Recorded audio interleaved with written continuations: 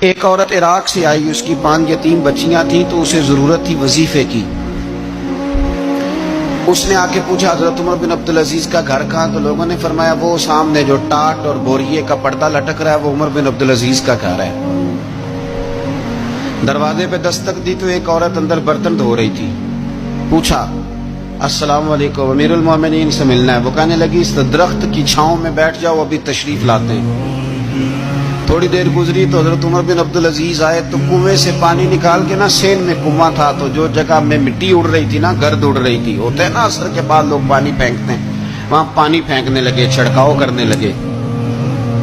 تو تھوڑی تھوڑی باتیں وہ خاتون آپ سے کرنے لگی تو وہ جو عورت آئی تھی نا وہ کہنے لگی تم غلام سے باتیں کر رہی ہو، تمہیں پردہ کرنا چاہیے۔ وہ کہنے لگی یہ غلام نہیں، یہ میرے شوہر ہے اور یہ امیر المومنین عمر بن عبدالعزیز ہے۔ کہنے لگی یہ عمر بن عبدالعزیز ہے؟ کہا ہاں یہ عمر بن عبدالعزیز ہے۔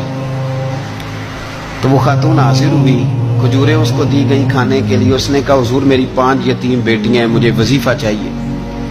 جناب عمر بن عبدالعزیز نے ایک بیٹی کا نام پوچھا، ولدیت پوچھی، وظیفہ لکھا۔ عورت کہنے لگی اللہ تیرا شکر ہے میری بچی کا وظیفہ لگ گیا۔ دوسری کا نام پوچھا، ولدیت پوچھی، عمر پوچھی، وظیفہ لگایا، اللہ تیرا شکر ہے میری یتیم بچی کا وظیفہ۔ 4 بچیوں کے وظیفے عمر لکھتے رہے، خاتون اللہ کی حمد کرتی رہی۔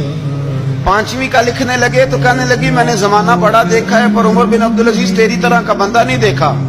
آپ فرمانے لگے اب میں 5ویں کا وظیفہ نہیں لکھتا، 4 کا وظیفہ جا کے گورنر سے منظور کرا لے اور 4 کو کہنا تھوڑا تھوڑا 5ویں کو بھی دے دے۔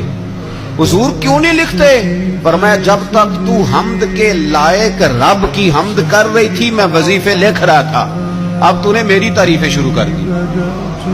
اپنی تعریف پر کیسے وظیفہ لکھوں؟ وہ تو حمد کے لائق ہے، اس کی حمد ہونی چاہیے، لیکن میں اپنی تعریف پر، اپنی خوشامد پر میں نہیں لکھتا۔ جا اللہ تعالیٰ تیری لیے بہتری کرے۔